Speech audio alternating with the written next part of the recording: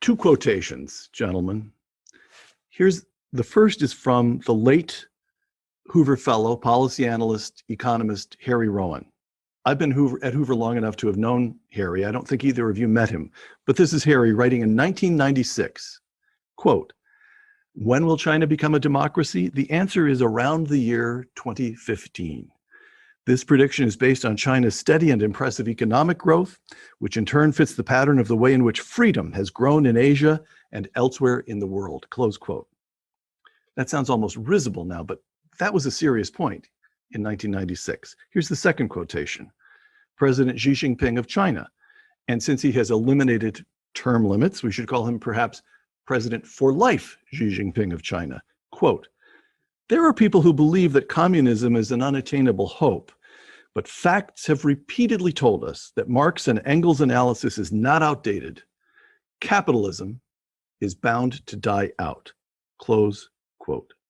The first Gulf War, where HR played a heroic role, in the last major tank battle of the 20th century, they watched us and our capabilities using smart bombs and what the digital revolution had done for our ability to do precision targeting and had advanced our ability to conduct maneuver warfare.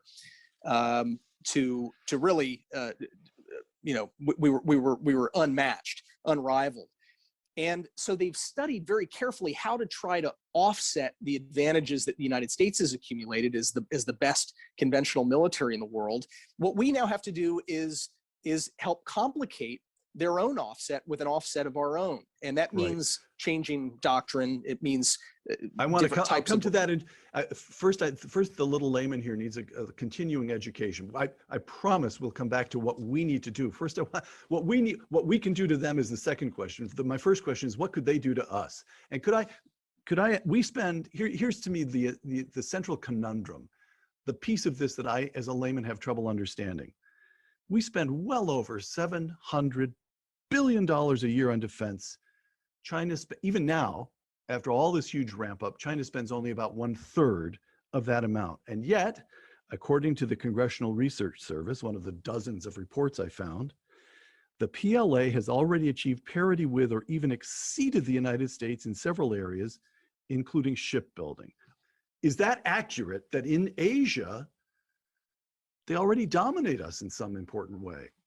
Or is that, listen, by the way, fellas, I didn't state this explicitly. Maybe we should have had a conversation before we started recording, but your job is to make me feel better.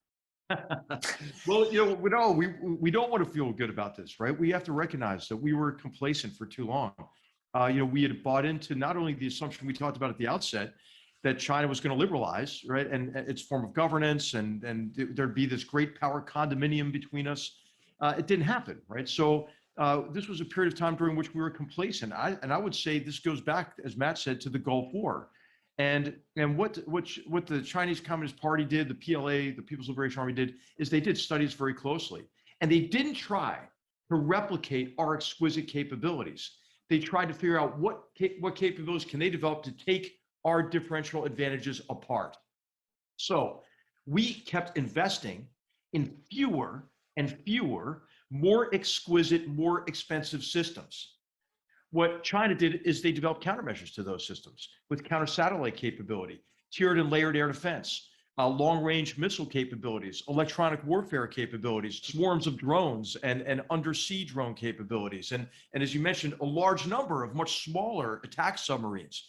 All of this is meant to keep us out and to establish exclusionary areas of primacy. And why does that matter? It matters because that, combined with what they're doing economically, is meant to reestablish a tributary system and servile relationships with countries across the Indo-Pacific in a way that will make the world less free, less prosperous, and less safe.